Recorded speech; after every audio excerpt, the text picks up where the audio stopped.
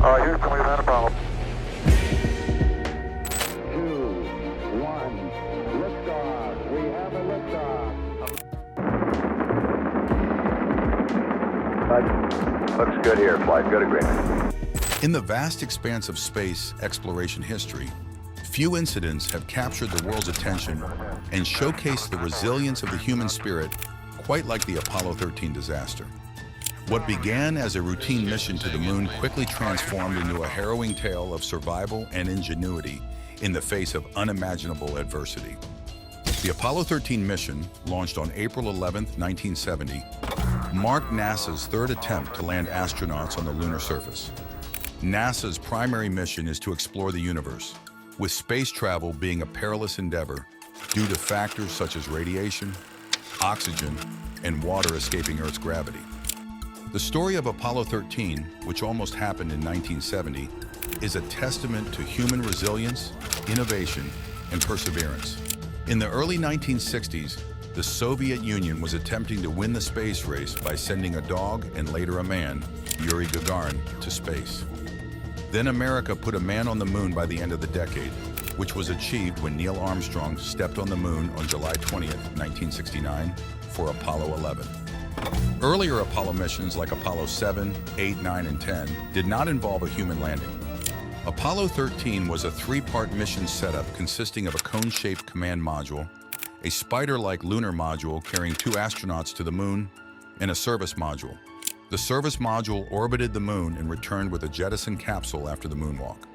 The crew consisted of 3 men: Mission Commander James Lovell, a father of 4, experienced command module pilot John Swigert, a last-minute step-in for another astronaut exposed to measles, and lunar module pilot Fred Hayes.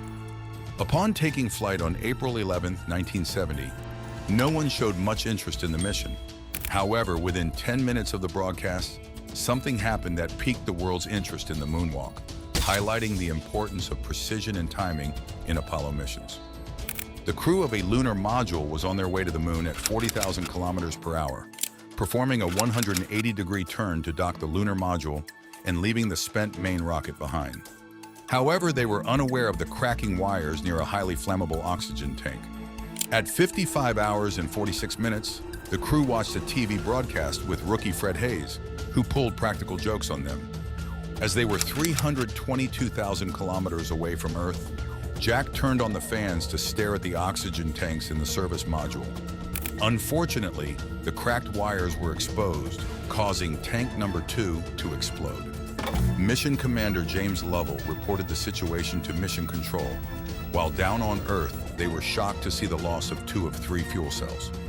The spacecraft's primary source of electricity was a depleting oxygen tank, causing engineers to scramble to solve the problem. The crew, who relied on simulation training, were shocked to find catastrophic failures within minutes. When James Lovell saw a gas leak from the second tank, they knew they were in trouble. They didn't panic, as it would solve nothing. They could have bounced off the walls for a few minutes, but they would be back where they started. The crew realized they would lose all oxygen in their last fuel cell, and they were now 20,000 miles away from Earth and traveling in the wrong direction. It was life-threatening. Houston, we've had a problem. It was not about landing on the moon in the right place. It was about survival. Landing on the moon was out of the question, and they had to correct their trajectory. The Apollo 13 spacecraft experienced an emergency flight due to an explosion in its main engine, causing the oxygen supply and water supply to be in danger. The crew was forced to use the lunar module as a lifeboat, but the situation was complex.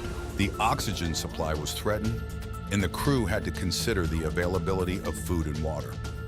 To navigate back to Earth, all systems in the command module had to be shut down, causing the craft to drop to below freezing. The guidance system, which relies on the crew's eyes, foot on the throttle, and hands on the steering wheel, was uncertain about the cold temperature. The entire Earth was watching, including the families of those in space. The crew of a damaged service module had only 15 minutes of power and oxygen left, and they had to navigate through a cold temperature with only 15 minutes of oxygen left. They made their way to the lunar module, which had surplus oxygen for a while. The crew compartment was flimsy and had no amenities, with 12 thousandths of an inch thick aluminum skin that could easily puncture the craft and escape oxygen.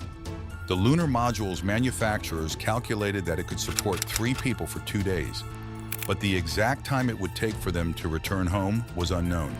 The crew had 2 options: use the main engine to try and return to Earth.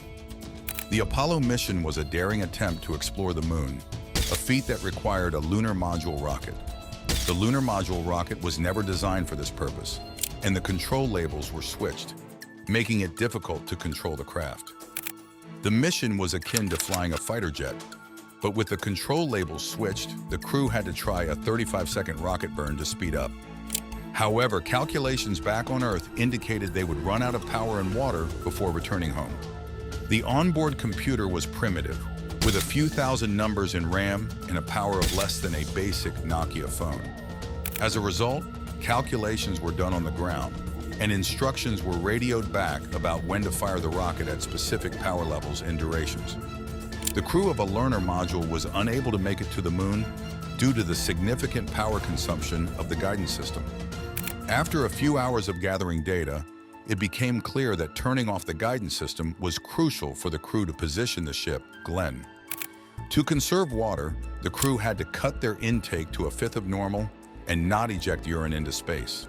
This led to dehydration, cold, sleep, deprivation, and fever. Hayes developed a bladder infection and a fever, while the other crew members bundled him to keep him warm. The decision to leave the guidance computer on for now was crucial to the crew's survival. The crew of Apollo 13 faced numerous challenges during their dangerous journey. They were creating excess carbon dioxide that needed to be expelled to avoid suffocation. The lunar module was running out of carbon dioxide filters, and the command module had spares. The crew had to connect a square canister to a system that only accepts round filters, which required creativity. Mission Control could only build prototypes, and the crew had to build the contraption according to ground instructions.